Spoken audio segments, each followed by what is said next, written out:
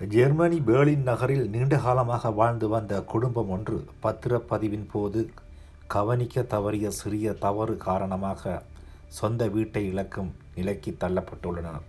Berlin நகரைச் சேர்ந்த 70 வயதான பெண்மணியே 51 ஆண்டு காலமாக வாழ்ந்து வந்த தனது கனவு இல்லத்தை விட்டு வெளியேற வேண்டிய பரிதாப நிலைக்கு ஆளாகியுள்ளார். இந்த பெண்மணி 50 வருடங்களுக்கு முன் தனது கணவருடன் சேர்ந்து குறித்த வீட்டை வாங்கியுள்ளார். குறித்த வீடு 50 வருடங்களுக்கு முன் இவர்களுடைய பெயரில் பதிவு செய்யும் போது நோட்டாட் முத்திரை இல்லாமல் பதிவு செய்யப்பட்டிருப்பதால் அவர்கள் குறித்த வீட்டில் வசிப்பது கேள்விக்குறியாக உள்ளது. 50 வருடங்களுக்கு முன் அடுக்குமாடி குடியிருப்பில் வாழ்ந்த இவர்கள் அதை கொடுத்துவிட்டு தனி வீடு ஒன்றை நிலப்பரப்புடன் சேர்த்து வாங்கியுள்ளனர். ஆனால் இவர்கள் பத்திரப்பதிவின் போது முன்னாள் உரிமையாளரிடம் இருந்து ஒரு நோட்டாட் மூலம் அதிகாரப்பூர்வமாக பெறப்பட்ட சான்றிதழ் இணைக்கப்படவில்லை என்பது தற்போதுதான் தெரிய வந்துள்ளது.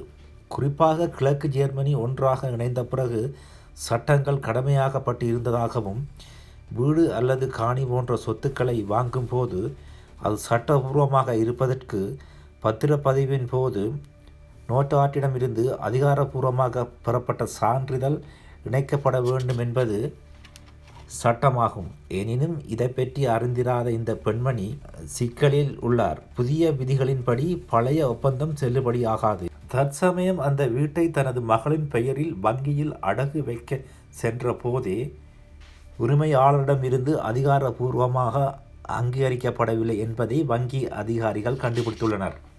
50 வருடங்களுக்கு மேலாக குறித்த வீட்டில் வாழ்ந்து வந்த போதிலும் கவனிக்க தவறிய ஒரு சிறிய விடயத்தினால் தனது கனவு இல்லத்தை இழக்கும் சூழ்நிலைக்கு தள்ளப்பட்டுள்ளார் என அறிய வருகின்றது.